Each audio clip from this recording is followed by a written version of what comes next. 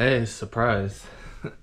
Happy, well, fuck it. Hey, it's a new week, and I got a call from Fmcsa about a safety audit. So I am on the phone waiting to talk to him. Luckily, all my files are pretty organized. I've already kind of created a file for my safety audit, so kind of already have everything ready to go. So I'll finish once I get on the phone with them. I'll talk to them, see what they want, see what they need, and yeah, let you know what information they're asking for. Alright guys, so I just finished up the phone call. So they're not doing the audit, they're verifying all the registration information and getting me prepared for the audit. So I took some notes while I was on the phone. They verified my DOT number. They verified all my contact information that's on file. I did have my title as owner. As I'm a single member LLC, they updated my title to member. They asked if I've crossed any state lines recently and what date I crossed state lines. On my MC 150, I did have drive-away and tow-away vehicles because I wasn't sure the definition and all that. So I talked to them about the definition and I told them my equipment. And we went ahead and removed drive-away and tow-away vehicles because I don't have a tow truck and I don't have a transport trailer. So I'm not carrying multiple vehicles. So we removed that. So I am scheduled for an off-site audit now with the state troopers within 1 year, and it is virtual online. So they'll send me an email and they'll send me some mail in the mail with an email address to submit all my information. And the information they're going to be asking for is my medical card, my CDL driver's license, acknowledgement of my enrollment in random drug program, my registration with the USR, my DOT number, my log records, so my log books. They'll also ask for a copy of my insurance, and they'll ask for a copy of any of my inspections. So it's important to keep all those inspections, keep them on file. And for the most part, I could do this all on the road, no matter where I'm at from my laptop. So make sure you upload all that documentation to your laptop. But that's it for now. I'll catch you when I have some more information for you. Hey guys, so an update. I did get my my 4-inch strap with the wire hook, and I'm gonna put that on the trailer. We forgot right here where it has D-rings instead of a flat bar. And then it's dried out quite a bit. We've had some nice weather this week, so this whole parking lot is like mud and water, but this used to be full of water. It's kind of dried up, so I'm gonna crawl under the trailer and secure this camera. Now, my conclusion with the camera, this guy, I'm just gonna have to zip tie it in between here because there's, unfortunately, there's no good place to solid mount it because of the ramps. So for the most part, I should be good, but every once in a while when I put the ramp downs and have to load certain things that don't have enough ground clearance, I'll just zip tie the mount. I'll just cut those zip ties, let it dangle, load my load, whatever, and when I'm done, I'll just re-zip tie it. It's not the best scenario, but it's better than not having anything. And then got an update on my permits. So I got my, if you don't know about permits, there's some special permits that you're gonna need. I have IRP plates and I have IFTA taxes and all that. But there's 4 states that you still have to get special permits for. California, New Mexico, Kentucky, and New York. Apparently they have special programs that your IRP plates do not cover. So I did apply for those. I did get my New Mexico permit already.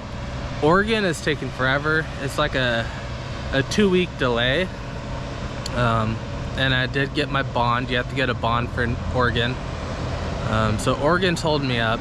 Kentucky, their permit is for anything over 60,000 pounds. My setup is 44,000. So I'm not gonna need that permit. And then the state of New York, I decided as of right now, I'm not gonna go into New York. If I change my mind, I can apply for a permit and have it in a week. But as of right now, I don't have plans to go into New York. I'm in Washington. That's super far, and there's a lot of toll roads, and I heard the roads are super tight. So I'm just not interested right now in that. So yeah, that's my update on my permits.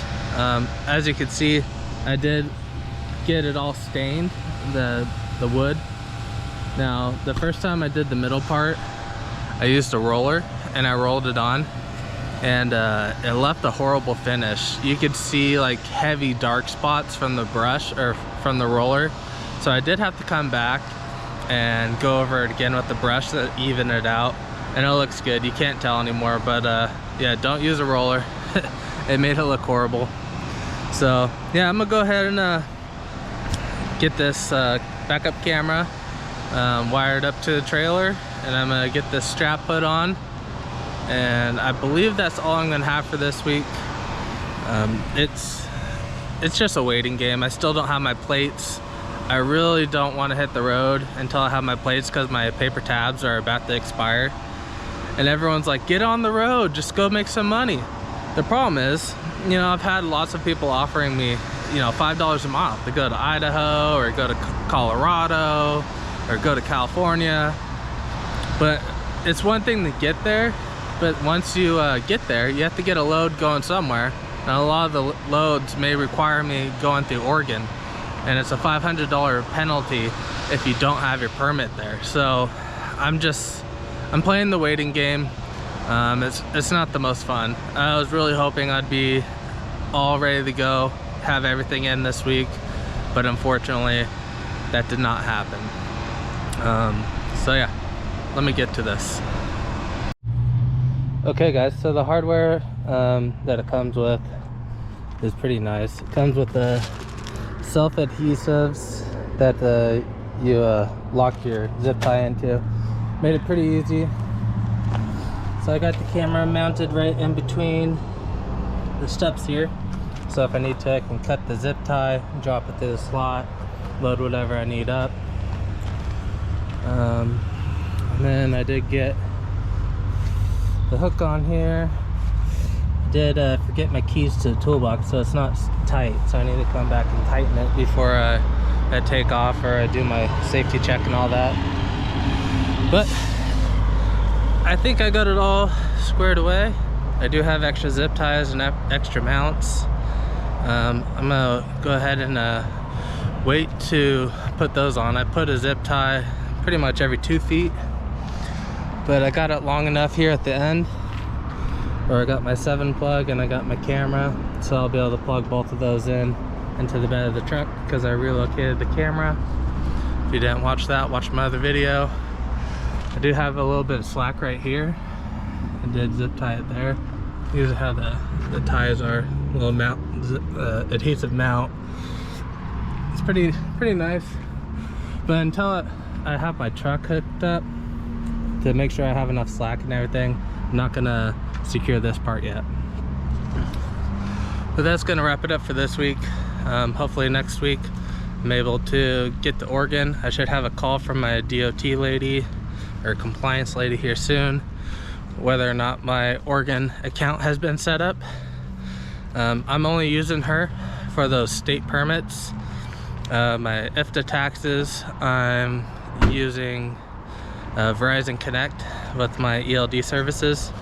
I'm paying for them to monitor and put together a file for me. It was like $15 a month or something like that. And then what was the last part? Oh, my fleet card. My fleet card comm data wirelessly, or they integrate with my Verizon Connect, so all my fuel purchases get registered and logged with Verizon Connect's IFTA software platform, and it'll make it much easier for me for the file taxes. But yeah, if you have any other questions, let me know in the comments. I've been putting this off because now my back's all wet and soaked, even though it's fairly dry. And I was rolling around in grass, and I'm allergic to grass, so I'm gonna go home and shower, and yeah, make sure to leave a comment if I'm missing anything. I appreciate it. Thanks for tuning in.